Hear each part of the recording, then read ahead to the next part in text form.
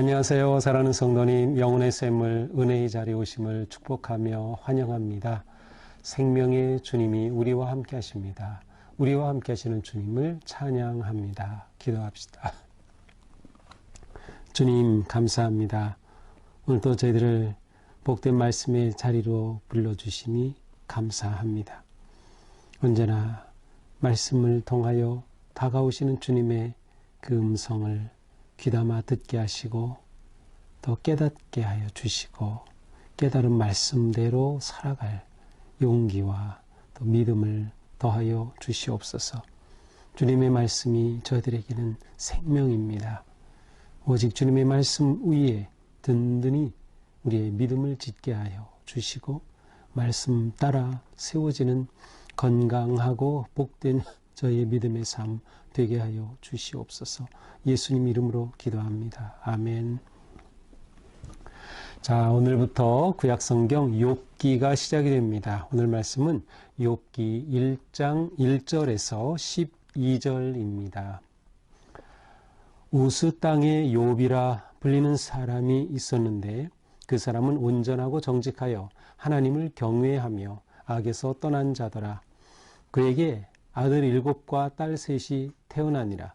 그의 소유물은 양이 7,000마리요 낙타가 3,000마리요 소가 500결이요 암나귀가 500마리이며 종도 많이 있었으니 이 사람은 동방 사람 중에 가장 훌륭한 자라. 그의 아들들이 자기 생일에 각각 자기의 집에서 잔치를 베풀고 그의 누이 3명도 청하여 함께 먹고 마시더라. 그들이 차례대로 잔치를 끝내면 욥이 그들을 불러다가 성결하게 하되 아침에 일어나서 그들의 명수대로 번제를 드렸으니 이는 욥이 말하기를 혹시 내 아들들이 죄를 범하여 마음으로 하나님을 욕되게 하였을까 함이라. 욥의 행위가 항상 이러하였더라.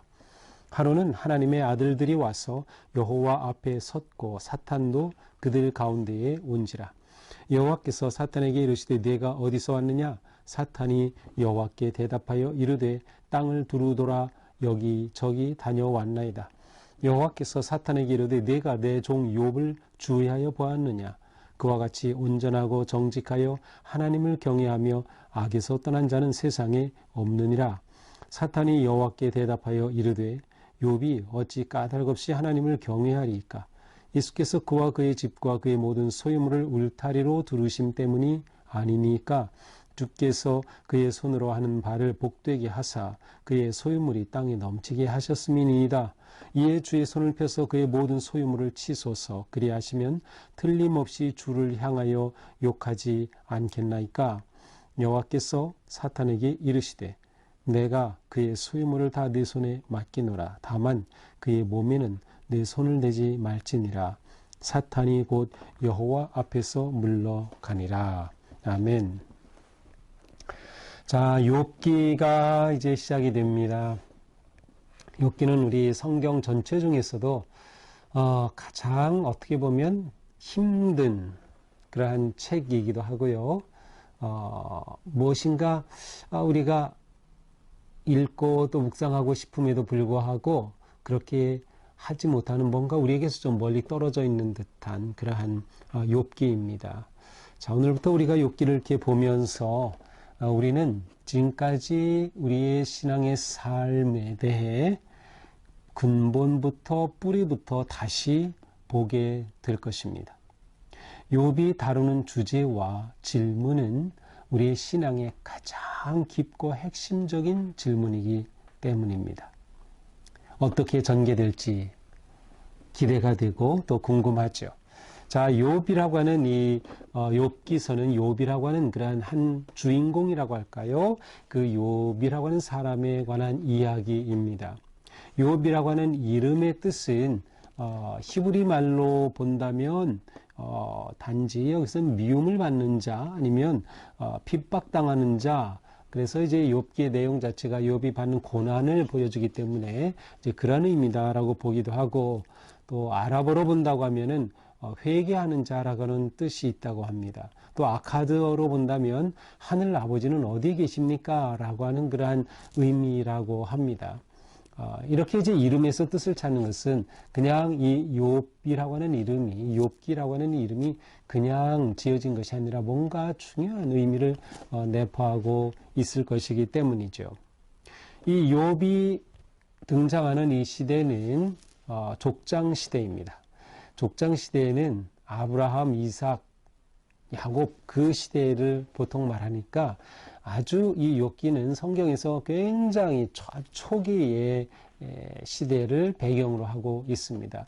그러니까 창세기와 같은 그러한 시대의 배경을 두고 있는 것이 바로 이 욥기라고 하는 것이죠.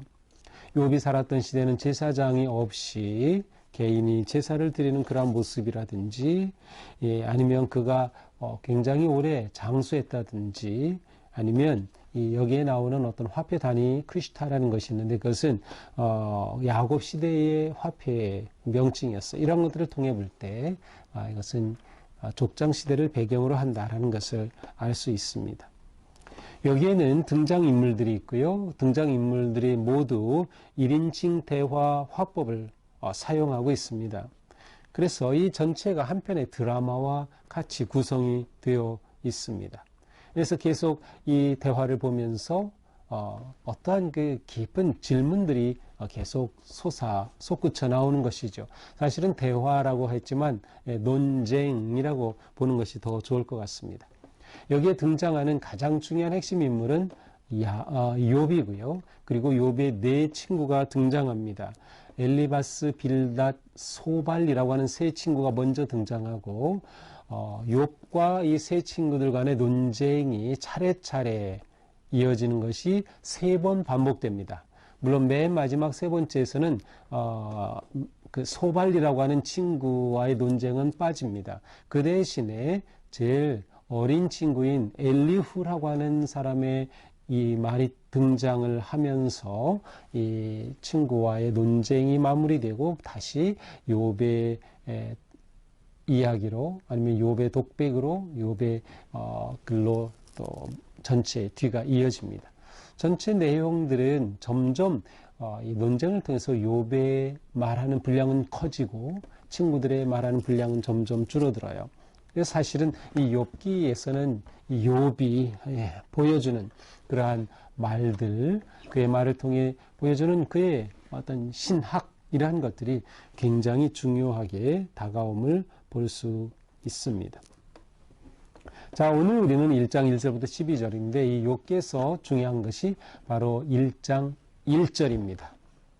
그리고 첫 번째 단락인 1장 1절에서 5절까지입니다.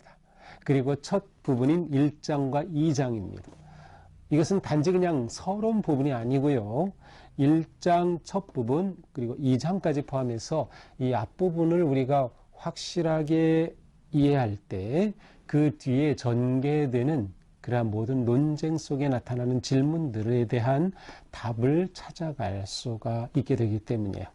그래서 오늘은 가장 중요하다고 볼 수 있는 1장 1절부터 12절의 말씀을 보게 됩니다. 자, 1절 이렇게 시작됩니다. 우스 땅에 욥이라 불리는 사람이 있었는데 그 사람은 온전하고 정직하여 하나님을 경외하며 악에서 떠난 자더라. 자, 우스라고 하는 이 땅은 정확히 어딘지는 알 수 없지만 대체적으로는 요단 북동쪽이라고 봅니다. 그래서 에돔 지역이라고 흔히 봅니다. 우리 그 열왕기상 바로 지난달 우리가 볼 때 제가 이 욥 이야기를 그 지명을 말하면서 잠깐 꺼낸 적이 있었는데 바로 그 지역이라고 추측합니다. 또 어떤 사람들은 메소포타미아의 한 북쪽의 지역이다라고 말하기도 해요. 딱 정확히 특정할 수는 없지만 바로 요단 동북편 정도라고 보는 것이 그냥 무난할 것 같습니다. 자, 그런데 욥을 뭐라고 소개합니까? 온전하고 정직하여 하나님을 경외하며 악에서 떠난 자더라. 자, 똑같은 표현이 8절에서도 반복됩니다. 8절에도 보면 그와 같이 온전하고 정직하여 하나님을 경외하며 악에서 떠난 자는 세상에 없느니라. 자, 1절은 욥기 시작의 서술이고요. 8절은 하나님께서 사탄에게 하시는 말씀이에요. 욥에 대한 하나님의 평가입니다. 욥에 대한 하나님의 확신이에요. 바로 이것이 1절이죠. 이것을 전제로 하지 않으면 욥기 전체를 이해하는 것이 불가능합니다. 흔들리게 돼요. 이것이 분명하지 않으면. 자, 욥은 누구? 어떤 사람? 온전하고 정직하다. 온전하다는 것은 흠이 없다는 뜻이죠. 그것은 도덕적인 그러한 삶의 온전함을 대체로 의미하고요. 그의 인격과 품성을 표현하는 그러한 단어에 온전하다. 또 정직하다라는 것은 그의 삶이 공정하다는 것, 정의로운 삶이다라고 하는 것을 의미합니다. 하나님을 경외한다. 그는 하나님께 영광을 돌리는 삶을 살고 있었어요. 하나님을 예배하는 예배자였어요. 또한 악에서 떠난 자다. 악을 멀리한다. 그것은 하나님을 예배하는 자의 삶이 그대로 그의 믿음과 이어지고 있다고 하는 것을 보여주고 있습니다. 자, 이것은 욥기의 대전제입니다. 욥은 누구? 정직하고 온전하고 하나님을 경외하고 악에서 떠난 자. 보통 말하는 의로운 자. 혹은 이 욥기서는 지혜문학에 속합니다. 욥기, 잠언, 전도서가 지혜문학에 속하는 그룹인데요. 바로 욥은 지혜자다라고 하는 그런 의미도 담겨 있어요. 자, 욥에 대한 이제 그가 어떠한 가정을 이루었는지 또 그가 어떠한 삶을 살았는지 2절부터 나와요. 그에게는 아들 7, 딸 3, 10명의 아들, 완전하다는 숫자. 그러니까 그의 가정은 정말 유복하고 온전한 가정이었어요. 3절 소유물이 나오죠. 양 7천, 낙타 3천, 소 500, 암낙이 500, 종도 많이 있었고 동방 사람 중에 가장 훌륭한 자다. 이렇게 엄청난 소유물을 가지고 있습니다. 그는 거대한 부를 이루고 있는 사람이었어요. 경건하고 정직하고 온전하고 악에서 떠난 사람인데 이렇게 엄청난 부를 이루고 있습니다. 4절에는 그의 자녀들의 모습이에요. 그 아들들이 자기 생일에 생일이라고 되어 있지만 꼭 생일이라고 번역할 필요는 없는 단어입니다. 그래서 정해진 날이라고도 할 수 있고 또 어떤 분은 매주라고 번역하기도 합니다. 그래서 아들들이 정기적으로 생일에 자기 집에서 잔치를 베풀고 누이 3명도 청하여서 아들 7, 딸 3이죠. 그래서 누이들도 청하여서 함께 먹고, 그러니까 이 자녀들이 굉장히 우애가 깊은 자녀임을 알 수 있어요. 얼마나 화목한 자녀입니까? 이렇게 자녀들이 그렇게 모여서 잔치를 하게 되는데 5절에 보니까 이렇게 잔치가 끝나고 나면 잔치를 하게 되면 아무래도 먹고 마시고 막 하게 되는데 욥이 자녀들을 불러다가 성결하게 하되 아침에 일어나서 그들의 명수대로 번제를 드렸으니 자녀를 위해 하나님 앞에 제사를 드린 겁니다. 번제를 드렸어요. 왜 그렇습니까? 혹시 내 아들들이 죄를 범하여 마음으로 하나님을 욕되게 하였을까 함이라. 이처럼 자녀들의 신앙을 위해 가정의 제사장으로서 완벽한 사람이었어요. 참 이러한 욥 누가 봐도 흠잡을 데가 없죠. 더군다나 욥의 행위가 항상 이러했어요. 항상 어쩌다가 아니라 정말 욥과 같은 인생을 살면 얼마나 좋을까. 욥과 같은 삶이 정말 우리에게 흠모의 대상이 될 수밖에 없어요. 자, 그런데 6절 어느 날 하나님의 아들들이 여호와 앞에 섰고 사탄도 그들 가운데 온지라. 자, 천상에서 하늘에서 회의가 열렸습니다. 그런데 여기에는 하나님의 아들들이 참여했고 사탄도 같이 참여했어요. 그래서 하나님의 아들들은 누구인지 우리는 정확히 알 수 없어요. 천상의 어떤 존재다 이렇게 보는 수밖에 없겠죠. 또 사탄도 그 자리에 있었어요. 그런데 사탄에게 하나님께서 물으시죠. 내가 어디서 왔느냐? 그러니까 사탄이 대답하기를 땅을 두루 여기저기 살피다 왔습니다. 그래, 그렇다면 내가 내 종 욥을 주의해 보았느냐?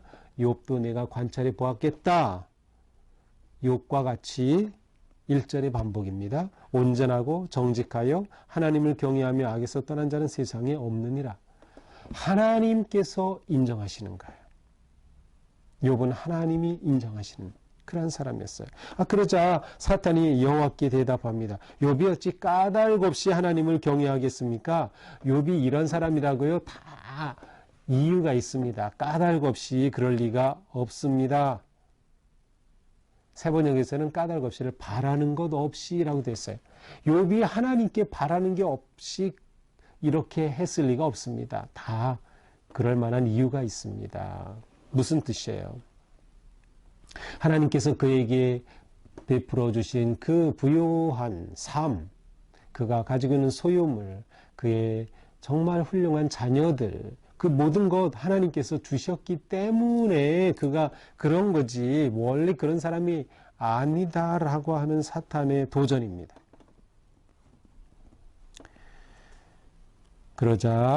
그러면서 사탄은 하나님께 말하죠. 주님의 손을 펴서, 주의 손을 펴서 그 소유물을 치소서. 욥이 가지고 있는 그 소유물을 치면 틀림없이 그가 하나님을 향해 욕할 겁니다. 하나님을 배반할 겁니다. 그가 그렇게 훌륭하다고 하지만 그가 괜히 그런 게 아니에요. 하나님이 그렇게 하는 것, 그것 때문에 그가 그런 겁니다. 까닭 없이 하나님을 섬기는 게 아닙니다. 까닭 없이 하나님을 경배하는 게 아닙니다. 라고 하는 것이죠. 근데 하나님께서 사탄에게 허락합니다. 내가 그의 소유물을 다 내 손에 맡긴다. 그래, 내가 내 손에 맡기마. 하지만 욥의 몸에는 그의 생명은 손대지 마라. 욥의 생명은 손대지 말되 나머지는 내게 맡긴다. 무슨 뜻이에요? 나는 욥을 믿는다.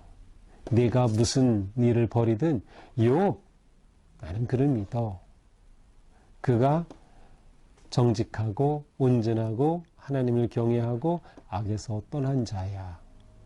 까닭 없이 그런 자야. 라는 거예요. 내가 그에게 베푼 그러한 복 때문이 아니야. 까닭 없이 그는 그렇게 온전하고 신실한 사람이야. 라고 하나님이 말씀하시는 거죠. 자, 이렇게 해서 사탄은 여호와 앞에서 물러났습니다. 무엇이에요? 이제 사탄은 물러나서 욥의 모든 것을 치려고 하는 거죠. 자, 이것이 오늘 말씀입니다. 욥은 우리가 잘 알듯이 어떻게 의인이 고난을 받는가에 관한 아주 큰 질문을 가지고 있습니다. 의인이 받는 고난, 때로는 억울한 고난, 또 의인이 받는 그러한 삶의 위기와 실패와 고통을 말합니다. 하지만 이것이 다가 아닙니다. 이것은 겉으로 보이는 것에 불과합니다. 사실 욥기 전체의 핵심 주제를 말하려면 그것은 어찌 까닭 없이 여호와를 경외하리까? 바로 이 표현입니다. 까닭 없이, 까닭 없이. 이것에 대한 해답을 찾아가는 겁니다. 씨름하는 겁니다. 그래서 욥은 우리에게 엄청난 도전을 하고 있는 것이죠. 자, 오늘 말씀을 보면서 우리는 하나님의 사람이었던 욥에게서 아주 본받을 점들을 볼 수 있어요. 그는 온전하고 정직하였습니다. 자, 우리가 그렇게 살기를 사모해야죠. 그는 겸손하게 하나님을 경외하였습니다. 또한 그는 가정을 잘 돌보는 사람이었어요. 자녀 교육을 잘 하는 사람이었어요. 하나님 앞에 자녀들을 세워가는 사람이었어요. 중요한 것은 하나님이 믿으시는 사람이었다는 거예요. 하나님이 욥을 그렇게 믿으셨어요. 사탄에게 다 맡길 정도로 욥을 믿었어요. 정말 이러한 사람, 하나님이 인정하시는 그러한 사람 욥이죠. 하지만 그는 의로웠기 때문에 사탄의 시비를 겪게 됩니다.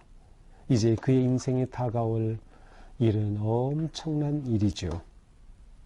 하나님을 경외하고 바르게 믿는 사람이었기 때문에 이렇게 사탄의 시비로 위기를 맞이하게 되는 겁니다.